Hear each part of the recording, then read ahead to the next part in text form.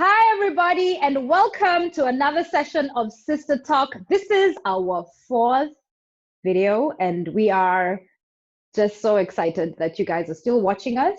This is a part two of our of what we did on our third session, and I am Sherry Samvillian. I'm a life coach. And I am Sheila McKenna, founder of yourpushfactor.com. And we have been diving into this book, The Four Agreements.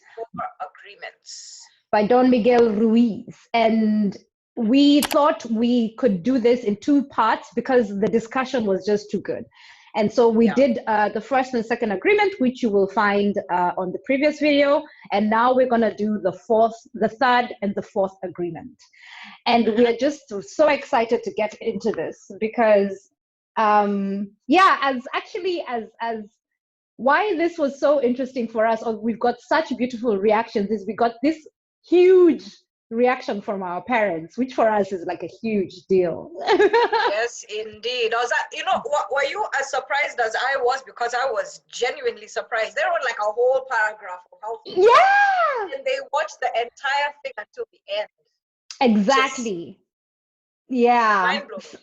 Yeah. And if anybody knows African parents, it is hard to please African parents. So when our parents tell us that they are proud of us for something and they don't even owe us, that they don't have to, don't have to look at anything. You know, they say that the toughest people to get on your side when you're starting something or doing something are the people closest to you. So when they especially family, because family is the most honest with you. So if they approve, they know you, they've seen you through everything. So, and they were so excited. McKenna, I had a phone call with them, and Dad was just talking and saying how much he loved it and what he loved about it and how we were speaking and all of those things. And I was like, it was amazing. Just a proud moment. Yeah, it was really, really nice. So we are proud and we are happy that our parents are so happy with us. Absolutely. So let's knock them dead with this next one. Not just them, but many others who need this information. Why this is so intriguing for us is because this has things to do with what things you can apply to your life today, things you can do, and changing the way you think today and how you live your life today. And Don Ruiz is telling you that once you try and apply these things every day, it changes your life forever, which it really does. And this is why we are like taking so much time to speak about this and relate it to our lives. So the third agreement Actually, before we go to the third agreement, Sherry, I'm sorry, but I just wanted to ask you, when you reread the book again, but when you reread it, is there anything that has been changing for you? Are there certain tips that you read again and you are like, there's certain things here that I haven't been doing. I haven't been following this. I haven't been. If we can recap on the first two, you know, I haven't been impeccable with my word, and I have been taking things personally. So, did you notice that when you are having conversations with people in your life, were you more aware of that, or how, what changes did you experience? So for me, the particular one was not taking things personally. Right. Because for what, and he explains this also so well, also in the third agreement, is for us human beings, we like an explanation for everything, and we like, no, that's not just that. We like people getting approval from people. You want to get approval, or you want to everybody to agree with you, or you just take things in too fast, and you take don't take it personally. I needed to be explained why I don't need to take it personally, because that's what we've been doing. I do that a lot, and we all get so hurt a lot.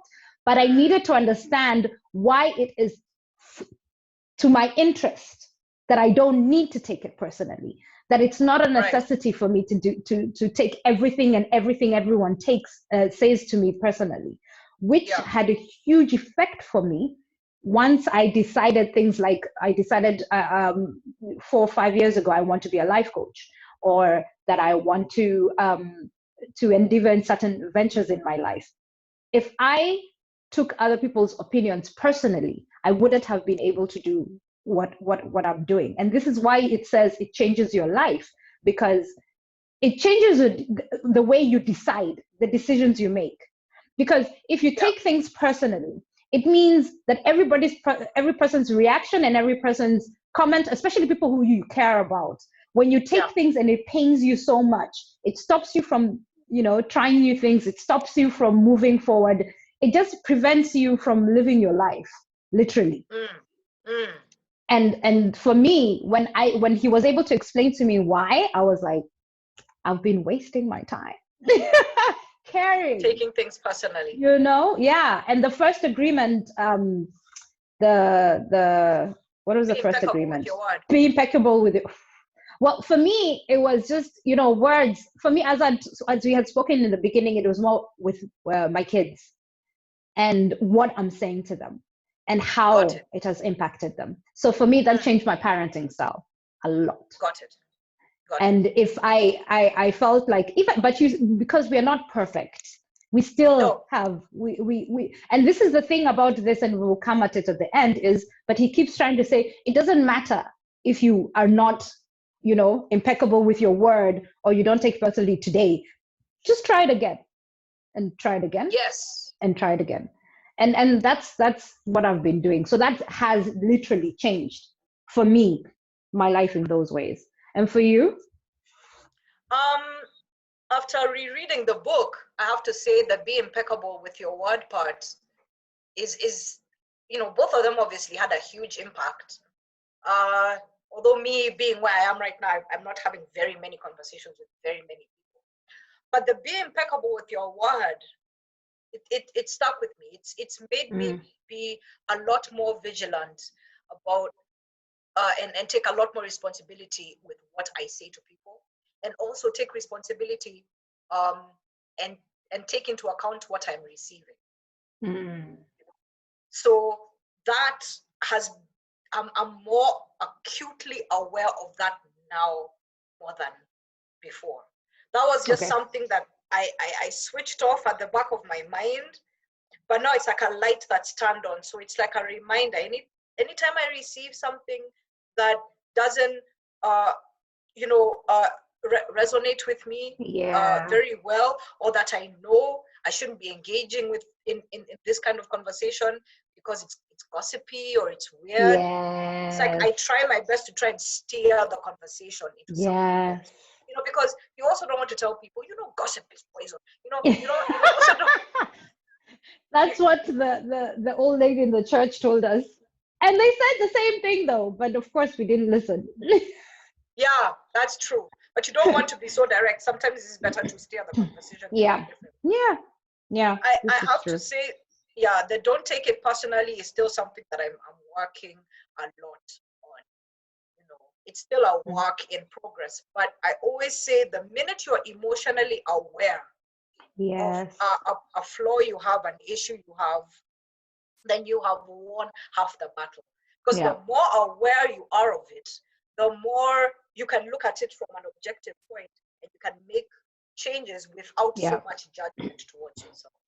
So yes, that is a quick recap of the first two agreements and how they've been impacting us lately.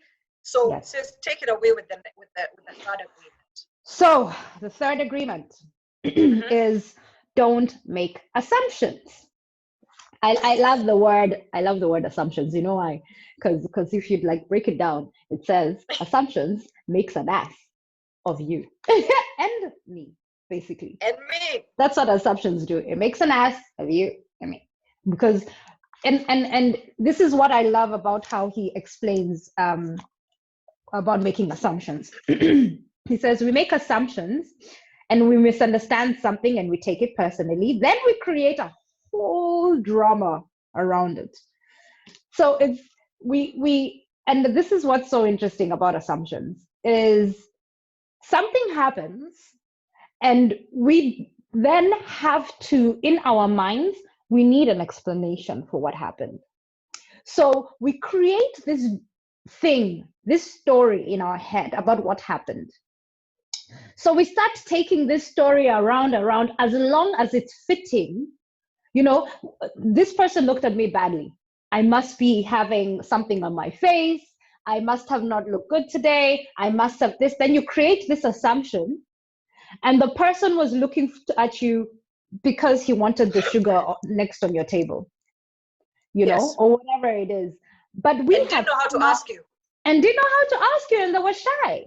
And you have decided how your teeth are bad, you have spinach, and now your pimples, now he's just staring, you know, or this is the best one that I like. This is when I thought Don Ruiz has humor, where he says, you're walking in the mall and a cute guy passes you by and he smiles at you.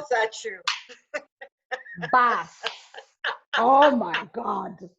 He says, now you have created this beautiful imaginary thing. And in that dream, you're married, you have 3 children and a dog and a cat and a beautiful house, fenced house, picket fence, everything. You have taken your assumption, and it's just, I mean, okay, it's fine to dream. That's fine. But it's just a description of how far we can take an assumption. Absolutely. I think what we all need to realize about us as human beings and the way we are constructed is that we have a whole universe in our head. Yeah. An entire universe. It's running on its own. It has its own system. It has its own agreements based on all of the circumstances that you have been brought up in and that you have understood. So your mind is constantly seeking answers, and if you don't provide them, I am going to make those conclusions for myself. For myself. There's a whole world happening in here that's already running. Yes. Right? Yes. Yeah. But this is why he says, take your time with these agreements, because you're dismantling something that has been in your mind for so long. That's why, of course, you've built a wall or this house, and now you have to break it brick by brick so that you're able to rebuild it properly, So it's going to take time, and you need to be patient with yourself and think, this agreement thing, I'm just going to leave it alone. No, of course, it takes a lot of time to create new actions, to create new habits for yourself. You're literally creating new ways of thought in your mind, in the way you're thinking. So you really need to, and this is why you have to read the book again and again, because the first time, especially if this is all so new to you, you need to read the book and just let it sink. You don't need to accept every single thing that he's saying, but just let your mind deal with that, and your body, and you're conscious, just dealing with everything. 4 months later, pick up the book again and see how it resonates with you, Indeed. Actually, I don't know if you're going to go into this, but the whole don't make assumptions thing is especially important when it comes to our relationships. Especially love related relationships. All those assumptions we make. I don't know what your thoughts are on that, or what you picked up. Yes, because this is why. Okay, I've marked. Yes, I have marked. Awesome. Fantastic.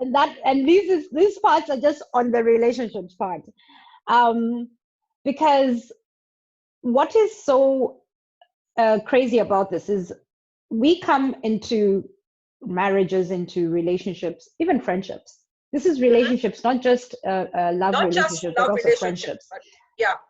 We come up assuming that this person, because we've been friends or because we've been together for however long, that they know us.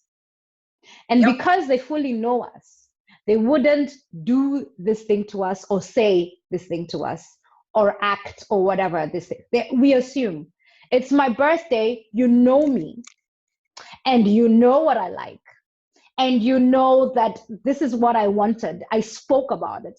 So I'm not going to mention it, and I'm not going to say anything. And then it doesn't happen, and what happens? I get pissed off. You get mad at me. You get mad at me because you were what do you mean? You're my best friend. You're supposed to know. You should have known, or especially if it's your husband or your boyfriend, oh God, I love these things. And we were sharing this, I think, with our cousins when we were saying, watch out how your wife or girlfriend answers you and what it really right. Yes.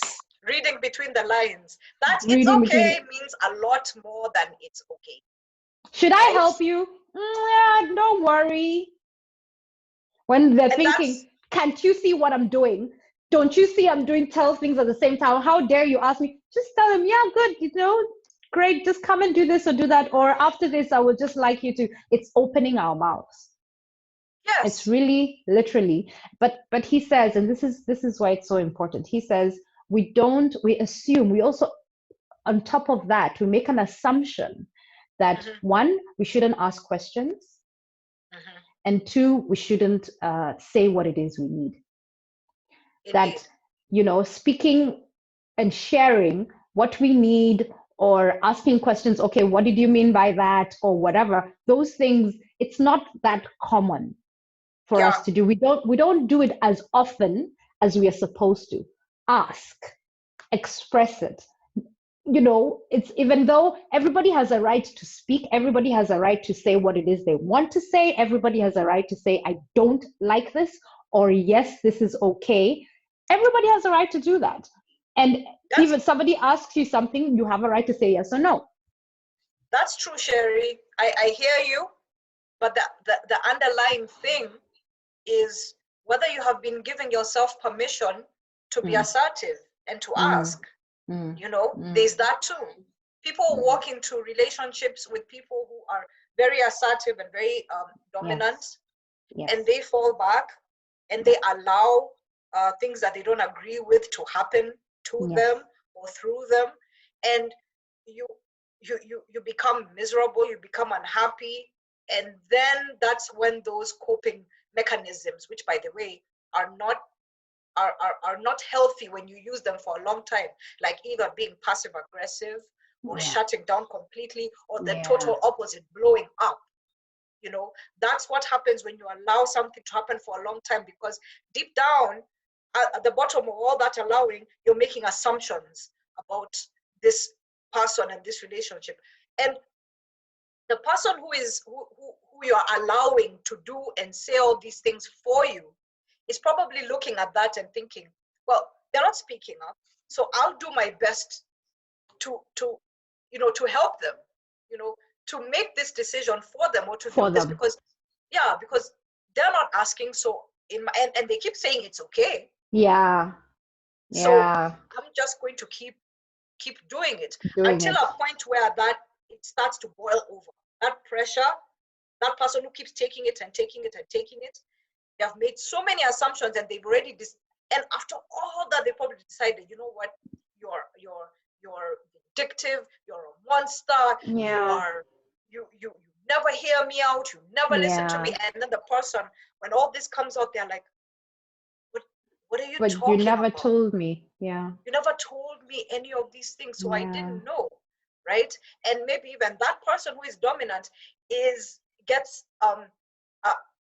frustrated and resentful with this person, because you're letting me make all the decisions. You're letting me, there is no communication. So that there happens to there becomes a huge communication breakdown, which just poisons the relationship.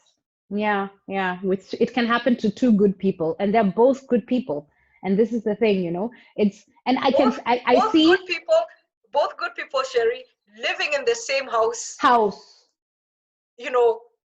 always together. They may go to work in the morning, but they come back and they're always together. Exactly. But they're not talking, they're not communicating.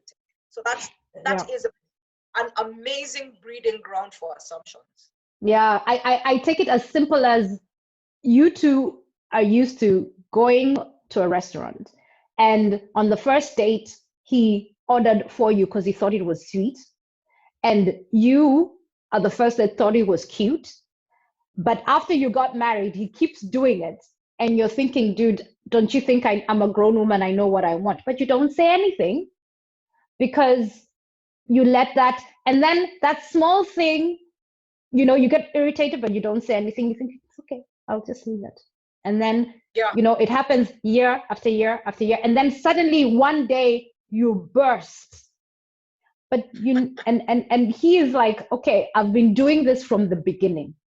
Yeah. If on the first date or the second date, or you let him and you say, that's cute, but it's okay. I got myself. I got this, my dear. I got this, honey. I can do this, it would have gone away. It's as simple as that, Don't, if something, and this is another thing he says, you can only learn by doing. It has to be the action. So you have to take the action. You have to get used to standing up for yourself. If you don't get used to it, then it's really difficult. And it really is, especially for women, it's a hard practice to speak up, because we've been told, a woman is there to be seen, especially if you're newly married or whatever. You're there to please, you're there to make everything work out, you're there to do all these things, but and not necessarily be heard, which is not true, for us. So but you have to practice it, and show your husband or your even your friend or whoever, your companion, this is the way I am, and this is who I am. Yeah, there's certain things I'm okay with, and there are others that I'm just not. But you need to be the one to express it to your friend or to your spouse or to your boyfriend or girlfriend or whoever, Absolutely. Communication it's really, is so important.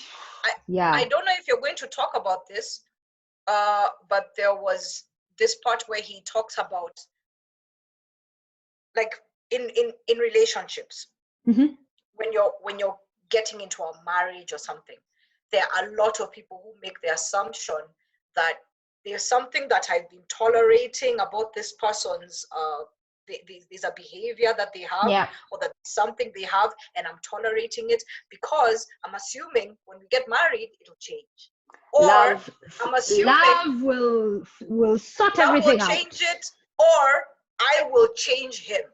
Yes, and that's actually what I wanted to read. That's actually, what I wanted to read from here. So, see, sister, we are like connected. That is, because it's so important, It is, so, and this is why we're saying the statement he says is, my love will change this person, and that is not true. Love doesn't change anything. It's not true at all. No, not at all. Don't cheat yourself. Love doesn't change anything. I'm sorry how much you're in love. It's not about the love. It's not about the love. And so this is what he says. He says, real love is accepting other people the way they are without trying to change them. If we try to change them, this means we don't really like them. Right. Of course, if you decide to live with someone, if you make that agreement, it is always better to make that agreement with someone who is exactly the way you want him or her to be. Indeed. Find someone whom you don't have to change at all. It is much easier to find someone who is already the way you want him or her to be, instead of trying to change that person. Right. He says also that person must love you just the way you are. You are. Yeah. And so that he doesn't want to change you, or she doesn't want to change you. And that is what love is. It's, I don't want to change you. I am the way I am. And you don't want to change me. I hear you, Sherry. In many ways, I read that and I was like, there's that. I'm trying to figure out a way to word it without it seeming like I'm being naive or something. But in the beginning of all relationships, and I'll take our parents for example. So much has changed for them over the decades. I hear you. From the beginning of their relationship right to the end. And all relationships require work. You're not always going to find somebody who is the way you want them to be. However, you can find someone who is self-aware and who is willing to change, right? Especially if they're in a relationship where they're willing to make the changes. I think that's what's the most important, because you are going to find somebody who has got certain things that you're still not happy with. But because you're both in a committed relationship, that person can tell you, yes, this is where I am, but I am aware of this issue, and I know how it can damage our relationship. So I am working on it. I'm going for therapy. I'm being more aware. I'm avoiding putting myself in certain situations. I'm taking the steps necessary, because I think what is more important than finding somebody who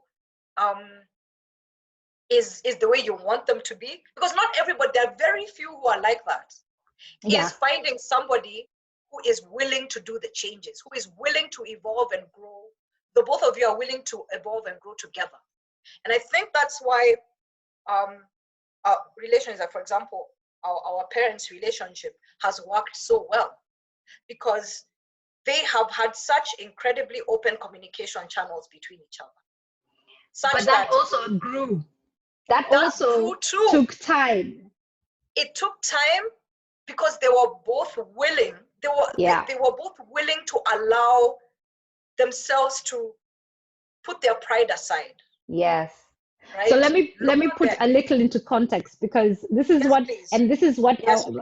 especially for Dad, how when the things he did and he just then this is why, okay, for me, I understand what you're saying.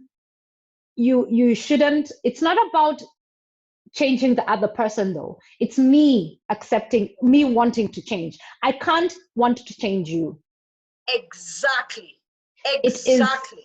It's me who says, you have to find somebody who, as you're saying, is saying, I know my faults, I know my things, and not just saying, it's not words, not just, I'm just going to work on it, I will work on it, but you can see that they're doing something about it. Yes. And it's through actions. Actions speak louder than words. It's what you do. Absolutely. But as I was saying, with our parents, it's what they got married at their 20s, early 20s, 19, 20, literally 20, 21, mom early. Was 23, 24, Dad was 28. Yeah. And in that time, you're in university, you are still doing your learning stuff, you're not even fully working and everything. But he and when we were very young children, they're still in their 20s, they're still in their 20s. So, but at that age, as a young father in Kenya, in Africa, your wife, 20-year-old wife says, I have this course I need to go to a different city to do, and I have to be away for almost a year, or is it 2 years? Yeah. And you have to take care of the kids. Yeah, so, when I was a year old and you were 3 years old. Exactly. And our 3 was 5. Yeah. So a very young family. Yes. And he's like, go do what you need to do. He's not changing her, telling her, no, I'm not letting you move and I'm not letting you improve because of this situation, or no. He let her be. That's, for me, that's the way from the beginning, you can tell what kind of a partner you have because of this hard situation. Even before you guys make the commitment to get married, you already know who you're dealing with. Yeah. But I think it takes also, but life is what the circumstances in life are the ones that show you, So, him saying, it's cool. And I remember that time when she was there. And I don't remember that time when she was there as a bad time. I just remember speaking a lot on the phone, and us always going to hospital, because when Dad would hear or would, just anything small, hospital. Gertrude. So I remember that so well. But it was a huge thing, and it also sets a pace in your marriage for the husband at that time to understand, hey, my wife, dude, when she sees opportunities, she will go. She's not going to leave me hanging, but I need to be aware of these things. I'm going to leave. She's going to be a trendsetter, moving, doing things, and that's the way it is. And I'm not going to change her. I'm going to let her be. I'm not going to change her. And when we got into this marriage, I knew that this is the kind of woman that she is. I could see it. So I was already prepared for what was going to, your it's like a preemptive, preemptive vision. Of who your partner is and who they could potentially become. Exactly. So and there's the extreme also where a person changes completely. Yes, but which I've seen too. And you also don't know. This is the other thing. You can't, obviously you're not a mind reader, you're not a personality, you can't be a clairvoyant. You can't know what's going to go on in 10 years. You can't. Yeah, no. So it's also not beating yourself down because it didn't work out the way you want it to be, but it's being true to yourself and accepting that this is not what I want. That's true. And then from there now making your next step, your next decision. Yeah, for you, that is best for you too. So this is the thing that I loved about that, though. I mean, when he's talking about love, he's very clear about it. Yes. You have to choose somebody you don't want to change. That's the thing. You don't want to change them, and also that if there are certain things that you have a problem with, that you're dealing with somebody who is willing to grow. Yeah. Because if they're not, and you have already committed yourself to this person, and you already have their ring on your finger, it becomes a whole other ballgame, because now you have to live with the consequences. Yes, there's divorce, but that's not what your intention was. So before you commit into this huge contract that you're going to make, this life contract you're going to make with someone, just understand, don't make assumptions about them. No, you need to don't. Know you need to who ask you're dealing with. So what do you think about this situation? Talk about, if I left here and I did this, or if I accepted the job here, what would happen to us? If this and this happened, what do you think about that? Just have conversations, ask questions. Yes. That's so important. Get used to asking questions in your relationship and figuring each other out as you move along. But in the marriage, you're still doing the same thing. 10 years down the line, you're still doing the same thing. Asking questions and figuring each other out, because you're not the same. When you got married at 30, you're not the same person at 40, you're not the same person at 50. So you're not furniture. You're always going to grow. Exactly. You're not. This is the thing. Yeah. And even though you're the same furniture, you're still changing the cover. So I like that. Absolutely true. So I did like a little summary of this assumptions thing, and what it is. How am I not supposed to make assumptions? Right. One, ask questions. Ask yourself questions. This is such a huge thing for me. I have a thing for asking yourself questions, because we don't do that. When something happens, or you go through something, or you say something, do you ask yourself, did I want that? Is that what I wanted to say? Did that feel good to me? Is that the direction I want to take? Does that make me happy? Is that the way I want to spend my time? Sure that is what I wanted. Yeah. Are you asking yourself these questions? Are you not just your mind just asking, but are you aware, like truly aware, and asking yourself these questions? Ask yourself questions. Questions are so important, because it triggers the answers coming within you. It triggers those answers, and they will come. Ask and you shall receive. I'm telling you, that statement, even though it comes from the Bible, is the truest thing, that whether you believe in it or not, ask and you shall receive. You will receive your answers. You will, from you. And the only person who needs to answer it is you. Agreed. So ask your questions, ask yourself, and ask the others questions. Ask your friend the questions. Ask your family the questions. Ask them, is this what you wanted? What do you want for your birthday? Freaking hell, I don't know. Okay. Tell me and I will do it, because I want you to have a good day and I don't want to mess it up. Ask. Do you want me to order for you? If not, it's cool, but I would love to. Yeah. Ask. Indeed. Right. And that And the other the thing we've just spoken about is find somebody to love you. To find someone to love that you don't need to change. That's true. Because that's a lot less friction. Yeah, you just have a smooth time, I think. Well, and where you can anyway. Exactly. And the last one is not everyone sees the same way you do. Yes, making that assumption that people think the way you do, feel the way you do, see things the way you do from your own perspective. Always remember that you have your own shade of the way you see things. Yes. Mine might be aqua blue and yours might be bright red. Yeah. And if right? Like this, like the white wall and your beautiful burgundy wall. I think that's burgundy. You know? It's as different as these perceptions. Yes. Yeah. Absolutely. It's huge by understanding when they're not agreeing with you and saying they're just doing that, and this is the assumption is, they're taking it personally. They're just doing that to get to me.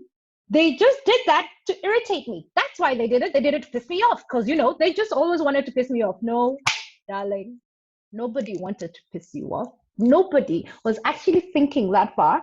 They were just truly expressing what it is that they wanted. That's it. That's true. And you, as a person who is making that assumption, you need to ask yourself, where did that start? Because if you're thinking that somebody that you love and care about wants to do something to make you angry or to piss you off, you need to ask yourself, when did I start getting that defensive? Yeah. Because it's something that has been building. Yes. This is it true. Is. Yeah. This is true. So there's that as well. Like, the thing about this book is that it forces you to be blatantly honest with yourself. Something that's hard. It's difficult. And we run away from difficulty. It's hard to face it. If you have been like, and I will always use a house as an example. If you have been building this beautiful mansion, right, and people see it and you live in it and it's gorgeous, it's a beautiful mansion, but you're starting to see cracks and you're starting to see mold and you're starting to see all these issues, and you know that you need to renovate, that there are parts walls that need to be broken down, but first of all, you're afraid of what the people outside are going to see when you start to break down those walls, and you're also afraid of the mess you're going to create when you break down those walls, because there's a lot of mess, there's a lot of cleaning up before you rebuild that wall again, before you put the plaster and you make it beautiful again. There's a process, and we do not want to deal with that process for one reason or another. So preach, sister, preach. Amen. Dude, you were saying that and I was like, amen. Hallelujah. That was so good. You need to sit that in because it's so true. Yeah, Sherry, you when you're 35 years old, 40 years old, and there are parts of your life that you have been building for a long time. Yeah. And you're like, I should have figured this crap out by now. Actually, sometimes it's not even that. Sometimes it's just coming to this realization of, oh my God, that's not what I actually wanted. But I've taken so much time. Yeah, that's what I'm saying. I should have figured this out by now. Yeah, I've taken so much time building it that, you know what? Let me just continue. It took too much time. Oh, yeah. It took too much time for me to get to this point. So let me continue with this facade because I'm familiar with it. It works. It doesn't matter that there's something deep down in me that has been telling me for 5-10 years, this isn't working, this isn't right anymore. We need to there's something that needs to change, and we don't want to. And that's what a book like that does. That's what a book like that, it forces you to look at those things that you have been agreeing with for decades. And then you realize, oh my gosh, then it means that if I have to make some of these changes, I might need to change a parts of my personality, and maybe I don't want to. Yeah. You know, so there's this a lot. Is so true. You know what? There's a whole lot. You need to read the book. That's a journey. No, that's just, let's not go through that because we still have one more agreement to go through. One more. So let's finally do. So guys, man, just read the book and then tell us what you think, because we would love to hear what you think about this. So the final agreement. So sad that it's a final one, but it's a very it's something that you have. It's something that stays with you every single day, and it is always do your best. Amen. Always do your best in everything that you're doing. Always do your best. He says and your best may look different all the time, and that's what you need to accept. Your best is not 100%. It is 100% today because you slept well, you ate well, you have energy, you're in a good mood, you meditated, you got this, you're in your flow. 100%. That was your best. Tomorrow, it isn't, because you were in a good flow. You overworked, you slept late, you didn't take your vitamins or whatever it is, and you're cranky, and your child is screaming at you and is not having a good day. And today, your best was 40%, which is fine because you still did your best. Absolutely. So your best varies, and it is being kind to yourself and patient with yourself, but always reminding yourself that you always do your best. What I like about it is he says, always do your best also applies in the other agreements. Always do your best when it comes to being impeccable with it. That's just what I always wanted to do say. your best. You know, always do your best when you don't have to take anything personally. Just even though it's 20% today, it's okay. It was your best. You know, always do your best when you don't have to make assumptions today. Absolutely. Always do your best. Indeed. There's a quote that he said that resonated with me, and it said, God is life in action. The best way to say I love you, God, is by living your life and doing your best. Yeah, it really is. And this is when it's like, this is the human side of us, because that's what we are. We have flaws. We are not perfect. We are trying what we can. We are doing what we can with the experiences we have, with the skills that we have, we're just trying to live this life the best way we can. You know, literally, that's all we're doing, all of us as human beings. And he's just saying, if you're focusing on doing your best, then you're focusing on you, and you're not focusing on, you know, the gossiping. You're not focusing on being mean to somebody. You're not focusing on the crap that's going on in the world. You're just focusing on what it is that you need to do your best, to live your best today. And if we all do that, I think we will be more patient with each other. We will be more kind to each other, because we have a lot more of understanding for everybody. Because, you know, it says, if people would, it wasn't for the best, but it was assumptions that it could actually, there would be peace on earth.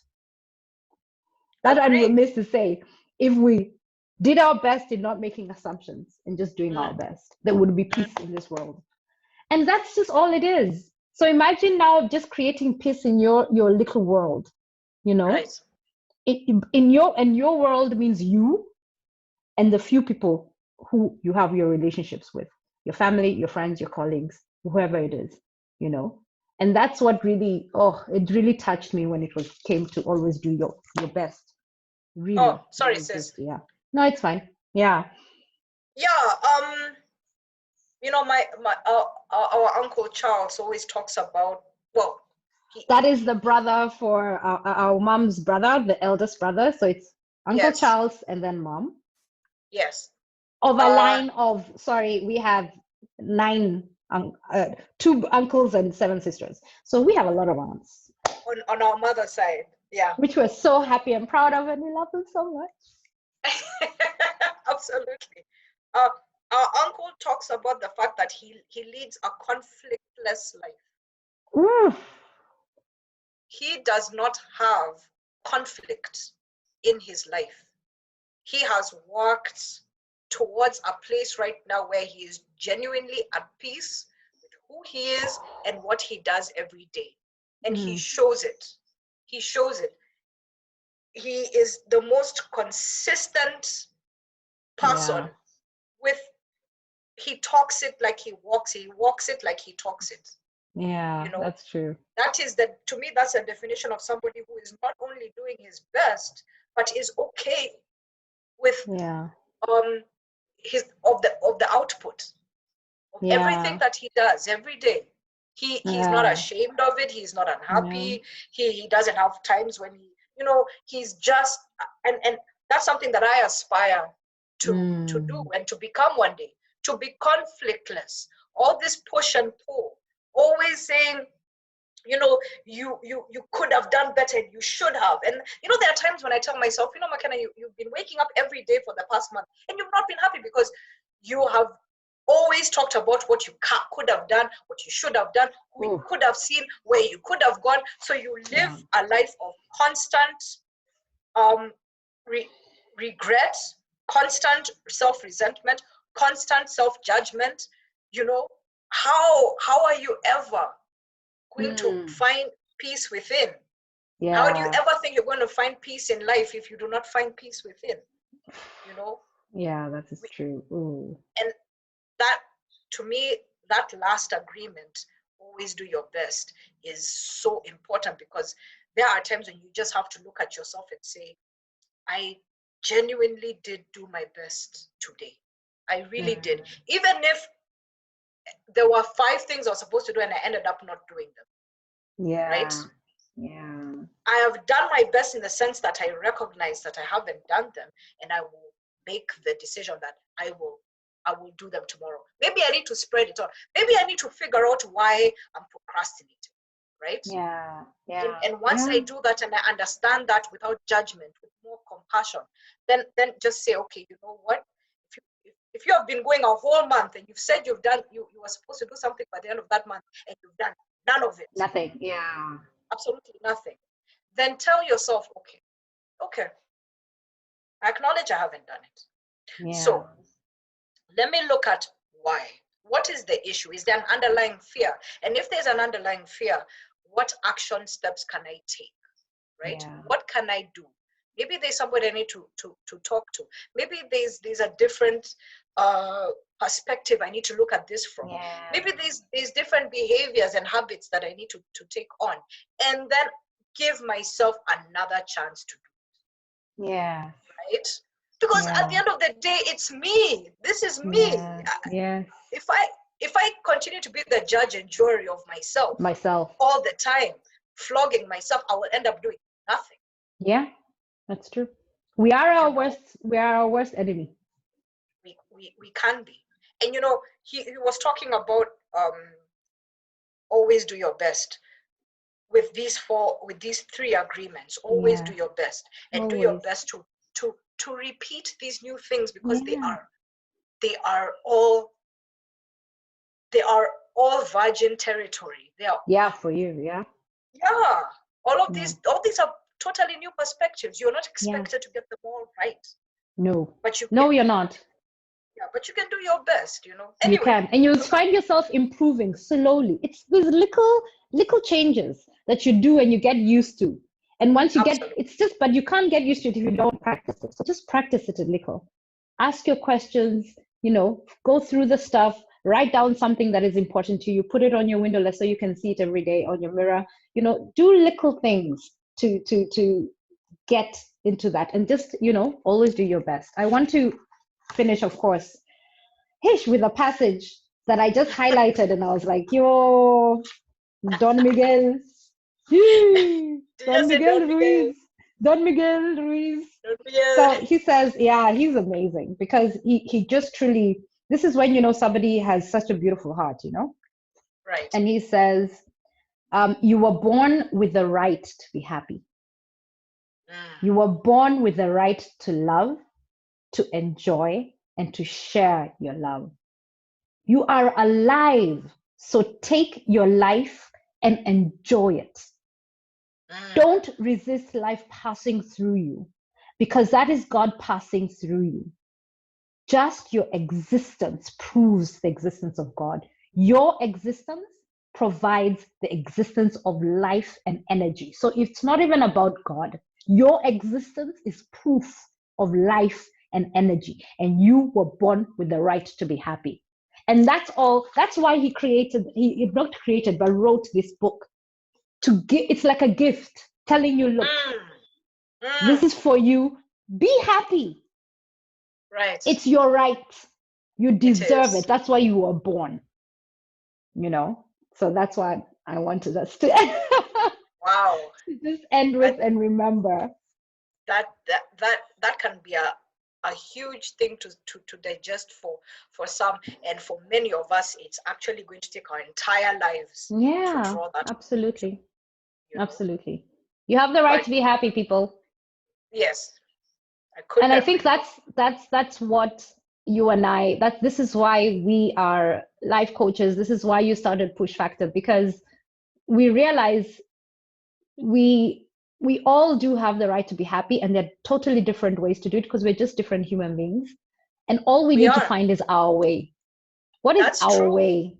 Our version of the happiness. How are we going to, because as individuals, we have our own way of how we are going to express what exactly that happiness is, and also to how are we going to manifest it, how are we going to experience it. It's going to be completely different from how my sister experiences, or her definition of what happiness of course is. Her definition of what success is.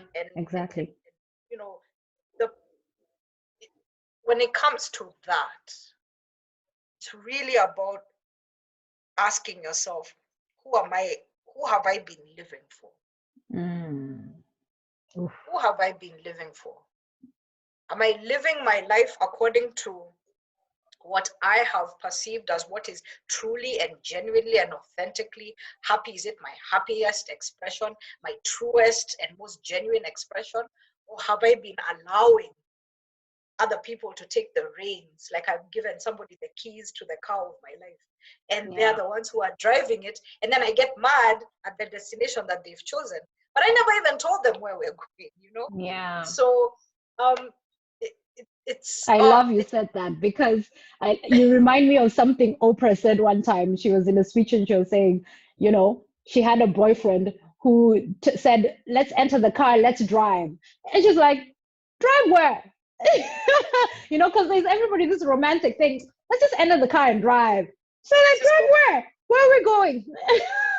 You need to know where you're going. Where are we going? And when she was saying that, I was like, it's so true. We have this romanticized thing about life that we need to just, drive and see and move around and, but truly, where are you going? And most importantly, who are you letting to drive your car, your life?